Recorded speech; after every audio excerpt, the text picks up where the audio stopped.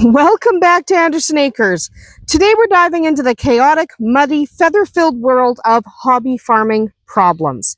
The kind that make you want to yell into the hayloft and question your life choices. But don't worry, we're also covering the solutions that'll help you survive and even thrive, with your sense of humor mostly intact. Let's talk about escaping goats, mysterious chicken illnesses, weather that hates your garden, and why time seems to disappear faster than feed in a duck pen. Let's get started. Well, first I want to talk about escape artists. And here I've got two of the biggest. We have Arwen, who we don't even try to contain anymore, and Shadowfax, who he himself is a bit of an escape artist. He's a mini horse. So first let's talk about goats, because if you've got goats, you've got escapees. Goats are like tiny horned Houdinis with hooves. So you give them a lovely, secure pasture, and they say, thanks, but I'll take the outside route. Well, how do you keep your goats from escaping? Well, essentially, when you have fencing, okay, so we have this fencing is not designed to contain Arwen. We've stopped trying. But with your fencing, you're going to need welded wire fencing, not field fencing. There's a difference. Field fencing will keep most guys in. They'll respect it most of the time. Goats have no respect for field fencing. Okay, you definitely, when it comes to your goats, you want to make sure you are using welded wire. You also might want to run a hot wire or an electric wire along the inside, right around the nose height and the chest height of the type of goat you have. So how high, that's going to depend on the goat you've got, right? Double check your gates, your hinges, and anywhere that you've noticed the goats are trying to kind of test the waters. Okay, when they're testing the water somewhere, it's probably because that's an area they think they can get out of. All right, so if you see them testing something, you want to make sure that your little guys can't get out. Goats are the worst. Generally, if you can contain the goats, especially if they're like Nigerian dwarves or pygmies, if you can contain your goats, generally you can contain anybody else. Okay, and I say that generally because if you have a Shadowfax, well, he's a bit of a tricky bug. He likes being a tricky bug. So generally, you want to make sure that you are at least partially containing your animals. Think of it less of containment and more as protection, more as keeping them safe. Are your goats safe running willy-nilly around the neighborhood? Probably not. So you might want to consider making sure they are safe. So Arwen free ranges, and in the past when we've had pygmies, we didn't let them free range because pygmies are real fast. Okay, she is a little dull and she's a fainter, so she doesn't go very far, she doesn't go very fast. She's just Arwen, aren't you, baby? Yeah, you're just Arwen. Now, she's as funny as any other goat, but she's not an escaper. So when it comes to Arwen, we don't worry about it too much. She's our free range goat. However, most goats that are not fainters are real quick on their feet, and they will get in a line and run. And if they get out, they're going to go that way, and they're not turning around. So think of it as keeping them safe. They are not safe running around like mad things all around the neighborhood. They could get hit by a car, they could get grabbed by a coyote. There's any number of things that could happen to them. So definitely you're going to want to make sure that they are safe. They are safest if they stay on your property. So take some time, figure out how your animals are safest. When it comes to other animals like Shadowfax, again, it's going to be very individual, but generally if it'll contain her, it'll contain him. She's way more destructive than he is. So in general, you are fine if you build something that'll keep goats in. When it comes to your predator protection, well, that's a different conversation that we will have in a couple of minutes. But think of not just of keeping your goats in, but of keeping the predators out. So try and work on it from both angles. All right, because escaped animals, it's never healthy. It's never great. They absolutely need protection. So make sure your animals are where they're supposed to be and where you deliberately put them. All right, now let's talk about weather woes. Okay, if you notice back there, there's still quite a bit of mud because it rained yesterday. So let's talk about how Mother Nature is basically your farm's chaotic cousin. One day it's drought, the next day, get your scuba gear because now you're swimming. So, what do you do if you have areas that really flood? Like back here floods quite a lot. So, what do you do? Well, there's a couple of things. You could add gravel or mulch paths where animals walk to try to keep them out of the muck. You can use hoop shelters and portable covers to kind of protect certain areas from getting too much moisture. You can also use mulch and raised beds for your garden if you get a lot of moisture that's wiping out your garden. And what we do, we have really, really wet springs where things are just flooding. So honestly, we use their manure to build almost little island areas. So we usually build up this area through the winter. We move all the manure over here. We build up over there beside the barn so that when everything melts in the spring and it's all mucky and gucky, we do have a way for the animals to stay dry. Especially the hooved animals like Shadowfax and Arwen, especially Shadowfax, who has to stay in his pen unless we're supervising. It's really important that he is able to get out of the muck. So that's one of the things we do, is we make sure we build up almost islands, like over here, back there, so that he has places where he can just not be soaked all the time. You don't want, especially your hooved animals, walking around in mud and muck. They're going to get hoof rot. So definitely you want to address that. And again, when it comes to your garden, if it gets really, really wet, try raised planters because the water will drain down out of them a little bit better than a garden that's straight in the ground. So you're kind of have to work with your environment, figure out how you can possibly fight Mother Nature. You can't stop her, but you can accommodate. So look around, figure out what the problems are in your yard with your climate, and look for creative solutions. Okay, and we actually call back there the lagoon. Not because it's scenic, but because that's where your boots go to die. If you walk through there when at its muckiest in the spring, your feet are going to sink and you're probably losing a boot. So, it's just the way it is.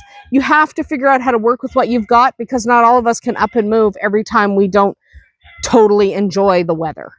So, figure out what will work for you. Not every solution works for everyone because, again, your climate will be different and Mother Nature will treat you differently than she treats me. All right, next up, predators. This is another thing that's often a big problem on farms. You need to think about how you're going to keep your guys safe from predators. The only thing more persistent than a rooster at 5 a.m.? A raccoon with a few hours of free time. So, what can you do to protect your animals? So, first of all, you don't want to use chicken wire, okay? You want to use a welded wire. Now, we're using a welded wire that happens to be coated in black vinyl because that allows us to see in and out really easily, but you can just use standard welded wire. The size of the welded wire depends on your setup and what predators are in your area and whether or not you have livestock dogs. Thank you, Blue. You are a fantastic gentleman. Thumbs up. Thumbs up, man. And there's also Rooster going nuts in the barn. We don't worry about it. So, you definitely also, if you have predators that dig, you're going to want to bury your hardware cloth, your wire, underground, or you're going to want to create a skirt. That skirt should come out at least a foot away from the edge of your fencing. Okay, it should come out here. So when an animal comes and they start digging here, they encounter wire. Okay, they're not going to start digging here to get into that. They're going to go right up close, right here, and start digging right here. So if you bring that wire out at least a foot, you'll keep them from digging in. Okay, so make sure that they can't dig into your enclosures. That's really important. You can also use automatic coop doors if that's your thing. Some people really like automatic coop doors. I'm not into that, but we have livestock guardian dogs, which is one of the things that is a game changer for a small farm. So If you're at all able to handle a livestock guardian, and I will admit not everybody can, they can be intimidating to work with, and not everyone has the time or the patience to train one. But if you can, I really recommend a good livestock guardian dog. We have Vodka and Tequila, 2 Great Pyrenees. And since they've arrived a couple of years ago, we haven't had a predator problem. Before that, yeah, we had to deal with predators and it was annoying. But now, I mean, seriously, don't underestimate your predators. Your livestock guardian dogs know what they're doing, but never ever underestimate a predator. We've had raccoons unlock a feed bin and take the scoop out like a very polite burglar. Okay? And yes, it was locked. It was firmly shut and it shouldn't have been openable, but they got it. So unless you're using padlocks and you have the key, and don't leave the key in there, because I swear to God, raccoons are going to figure out how to use keys right away. Take the key with you. But just assume that predators can get into anything you've started. Okay, anything you've tried. Just assume that your predators can get into it anyway. Seriously though, if the raccoons start leaving thank you notes, I'm done. But the livestock guardian dogs have made a world of difference. They have managed to keep the predators at bay. We have very little in the way of problems in that regard anymore. It used to be a big deal. Okay, so definitely consider making sure that your animals cannot be targeted by predators. Yes, a secure coop is good. Okay. Yes, cameras help. Yeah, sitting around and waiting for the predator works, but ultimately design your runs and your farm as if you can't be there 24 hours a day, because spoiler alert, you can't. Okay? So knowing that you cannot sit out here 24 hours a day, when you're not sitting out here, how are the predators going to get to your animals? What can you do to keep those predators from getting to your ducks or your chickens or your goats? So sit down, have a hard think. And again, I really do recommend livestock guardian dogs. They are amazing. Okay? If they work for you, because that's what works for us. Now let's talk about health and access to a veterinarian, because farm animals don't get sick conveniently. It's always a holiday or a Sunday or 10 minutes before you were supposed to leave for your son's graduation. Something is always happening, and it's going to be at 2 a.m. or sometime when it's not going to work for you very well. You're not prepared. That's when medical emergencies happen. Okay? So, some recommendations when it comes to this. Learn basic animal first aid. Know how to wrap a wound. Know how to clean a wound.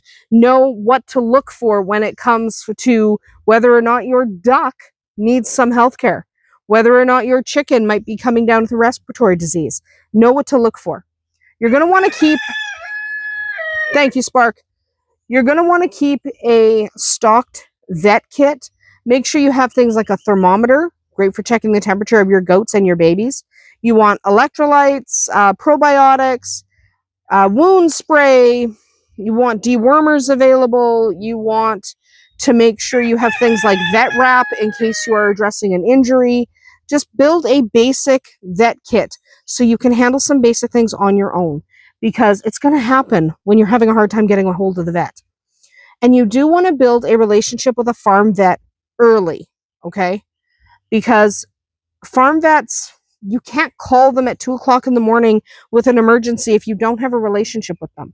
So we have twice a year, actually, farm visits from our vet. He comes out and he takes a look at everyone and he evaluates everyone, looks at their health, gives us recommendations for what we can do differently here on the farm to help maximize their health and well-being, because that matters to us.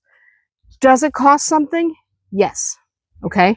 There is a cost obviously involved. We have to pay the vet to come out and do our farm visits, but it's worth it, because then when I have an emergency, I have his after hours emergency line and he can come and he can tend to my goats or my horse. And I don't have to worry that my horse is going to die just because the vet couldn't get here or because I didn't have an established relationship with a vet.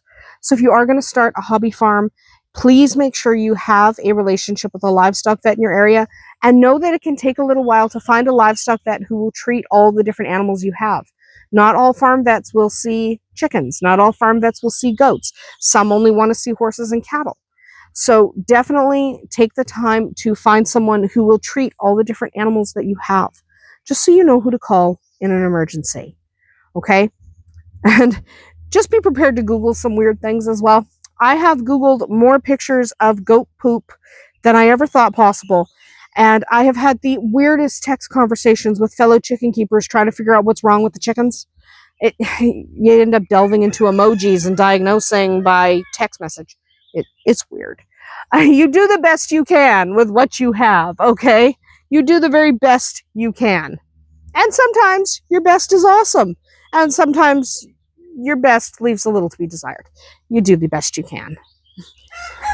Now I want to talk a little bit about time management, because this one really sneaks up on you. You start with 2 chickens, suddenly you have ducks and goats, and you've started a fresh garden bed, and then you have 14 half-built projects, and then you added goats, and then you realize that your breakfast was just yesterday's coffee because you haven't had time. Okay? And you still have to go to work, and you still have a family to look after. So time management is a huge issue on a hobby farm. So I'm not saying you shouldn't have all the things you want. You should be able to have your goats and your chickens and your ducks and your horses and your cows and your pigs, and you should be able to have whatever you like. However, you need a system. Okay? So I recommend using things like daily task boards or a farm planner, or something that you can put on your wall, especially if you have family members who are participating, so everyone can see what needs to be done and when. Start set chore routines, like a morning, midday, or an evening chore schedule. So, morning and evening we feed everybody, and at midday we do this, and start an actual schedule. Saturdays we clean the pens. Start something where you have a timeline and you are able to see what you need to do and when. So you know that Saturday mornings, I clean everyone's pens, and then everyone is clean and happy for the week. So make a plan and stick to it. Automate whatever you can, okay? Especially if you want more animals than you think you can handle.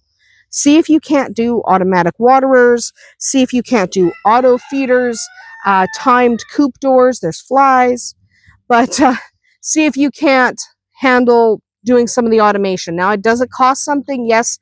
But for you, the cost might be worth the expense. Maybe you don't want to automate because you love the day-to-day feeding and watering, which I tend to. That's why I don't have a lot in the way of automatic stuff.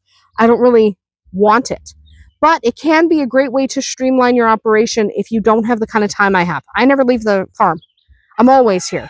I work from home. I hang out all day. This is I'm always here.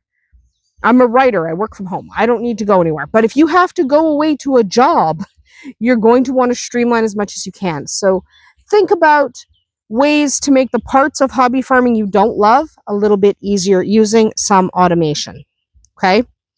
You want to involve the whole family if you can, even the little kids. Okay? Even if all they do is scatter feed into the chicken coop twice a day. That's something, and it's better than nothing. Okay? So 100% get everyone involved if you can. First of all, it'll instill some responsibility in your kids, but it'll also alleviate some of your own burden once you can trust them to do the things that they're going to do. Okay? So once you are sure that the kids are always going to feed the chickens, that's one less task you have to worry about. And it's fun for the whole family. Now, I'm not saying force your teenager to look after goats that she's not interested in. That's not fair. But if you have kids that are all about the animals, teach them that being all about the animals also means participating in the animal care. It'll give them a sense of responsibility, and it'll ease some of your own burden. Okay? Now, I'll be honest, my to-do list has its own to-do list. I once wrote nap just so I could check something off, because there's so much to do here on the farm every day and so many things I haven't done. It's okay if you don't get it all done. Get the essentials, so learn to prioritize. So giving everyone food and water and a clean, safe space to live is the most important thing. If the grass didn't get cut, it's not that big a deal. Also might be an excuse to get more goats or sheep. You never know. Anyway, farming isn't easy, but it is worth it. Every muddy boot print, every noisy duck, every midnight goat check is just part of the story you're building. Part of your story. Trust me, some of the best laughs will come from the disasters. Whether you're planning your first coop or knee-deep in compost, know that you're not alone. We've all been there. We are all still there. And yes, everyone's goat has escaped more than once. Anyone who's told you their goat hasn't escaped they haven't had goats long enough yet. Just goats escape. It happens. Do the best you can with the resources you have. That's about it for us here today at Andersen Acres. Drop a comment below and let me know what's your wildest hobby farm challenge, what's been the most difficult for you, and how did you handle it? I'd really love to hear your stories. We'll see you tomorrow.